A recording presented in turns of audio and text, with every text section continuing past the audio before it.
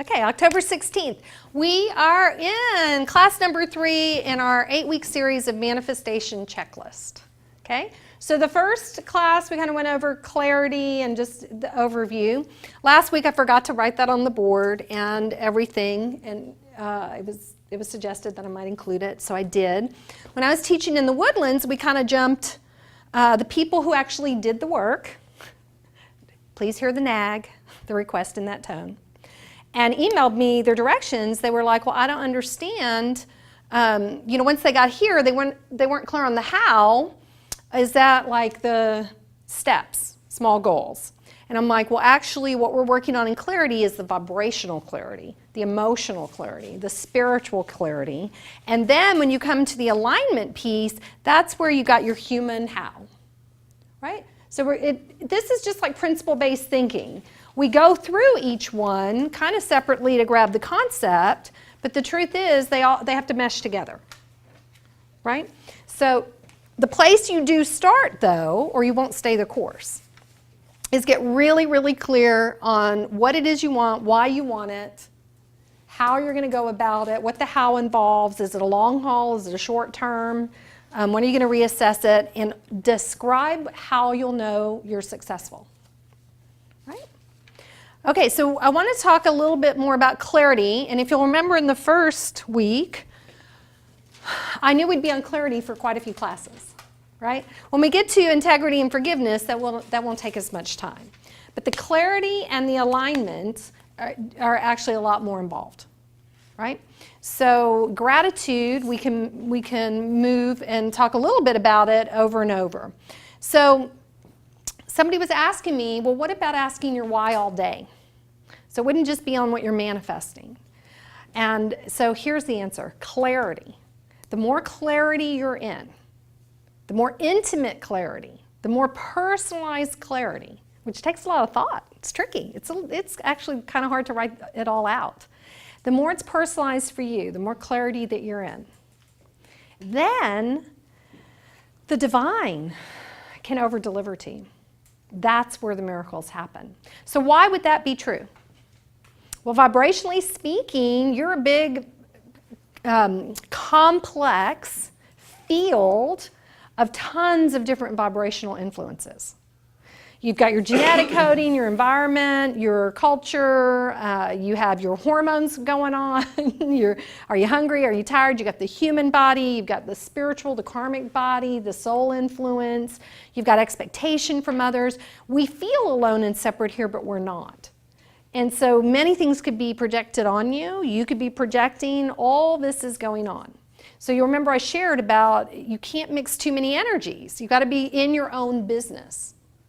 Right? So when you're deciding you want to save somebody, fix somebody, change somebody, radically overhaul something, if it's not in your circle of influence, then your energies are really diversified and you can't get into the level of clarity that makes things happen more quickly. Right? So how do you know it's your business? You actually can affect it. You actually can make a change. Right? So what's the whole point of any of it? To have the best possible experience of you. That's the blessing you want to leave the world. When you feel really good about you, and you feel good about the life, and you love yourself, your capacity to bless humanity is just expanded exponentially. Right? Well, it takes a lot of focus and energy, or another way to say it is presence. So when you're crystal clear what you're doing instead of on autopilot, instead of in a habit, a lot of times we have filters we don't know are there. We can't see they're there until somebody helps us see them, right? So when you're practicing your why for everything, you can up-level your vibration into gratitude, into love, and into clarity profoundly. And then magical things will start happening for you, right? Because it is a loving creator that wants to bless us beyond belief. So playing with your why in everything, or Abraham Hicks, it's segment intending. What do you like and why do you like it? I love the gratitude work from the magic. It's you're grateful for what and why. I still write 10 a day.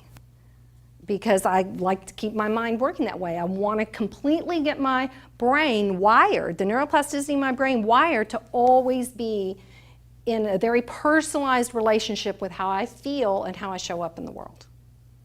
Right? So when you first start law of attraction, a lot of people say, oh, I want the mansion and the cars and the boat and the book deal and the movie deal. And the truth is, really, is that what you want, or is that just what's been projected to you? Right? So we're getting a beautiful new patio, my husband's new project. And the weather blessed me, and I got to stain the wood. I'm not that much help this time around. I can't, lift. I'm not doing any of the real work.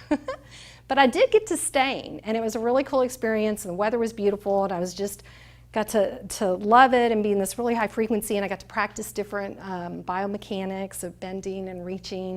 It was really amazing. And practicing presence. Just putting this beautiful color on with the different wood.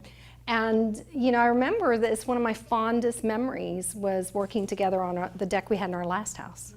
I just love that we worked together. So Greg did the blueprint. I don't know if Josh helped design. And Sean broke all the cement that was existing there with the sledgehammer. He didn't want a jackhammer. I have some cool pictures. And they'll dig posts for, the holes for the posts. I don't help with that. And so my job is the staining. And for me, that is a wealth of creativity. Greg creates these projects the way I like to paint on canvas. And it's just a beautiful thing. And I love that my boys, as young adults, are getting this experience, and they're all doing the heavy lifting and helping. So to me, that's amazing wealth, right? That the four of us like to work together, and it's not drama and trauma, but it's really very supportive. So that's personalized. The more you personalize your understanding of who you are, the more you engage with yourself, the more self-love you have, the more capacity you have to bless our whole planet with love, right? And it's tricky.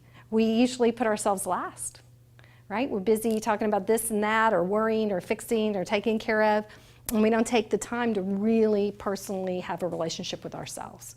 So it's not about discovering who you've been, right? Sometimes that can be part of your journey. It's more about creating who you want to be, right? It doesn't matter what happened. It matters what you do with it.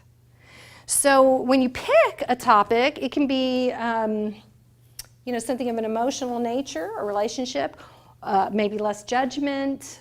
It can be health related, or it could be money, or an item, a car, something. It can be anything. You'd still want to go through personally saying your what, why, how, and how you would recognize success, right? So that's the first piece. You get emotionally engaged.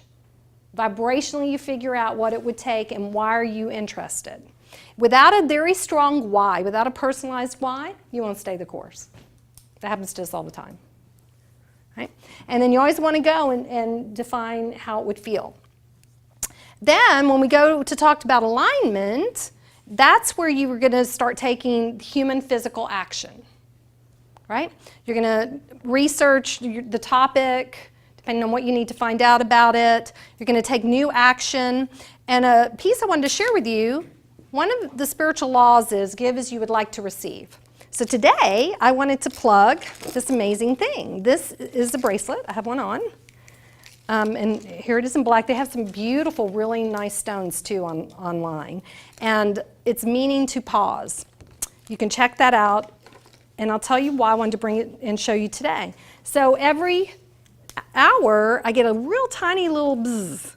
I don't know if anybody else can really hear it. It's very soft, and it's just a little bit. And so that reminds me to align to whatever it is I'm creating or desiring to evolve into, because I would speak a new affirmation. I would check in, where are my thoughts? Am I thinking, am I aligning, am I choosing my actions? And the reason I wanted to share also, I love this bracelet.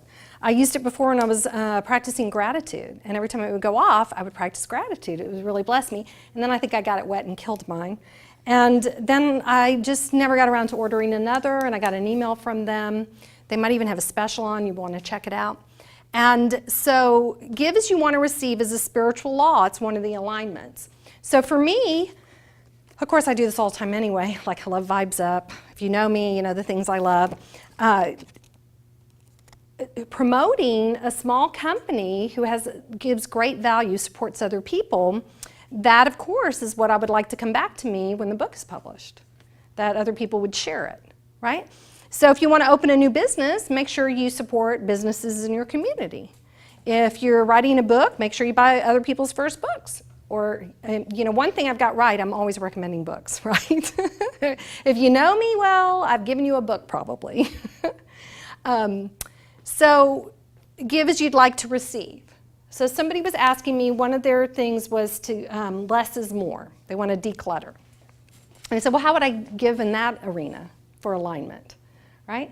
So that would be really clear that you give only things that other people want. That you don't just give because you have to. Be clear that when you clearing out your house, you're giving away to people who can really use it.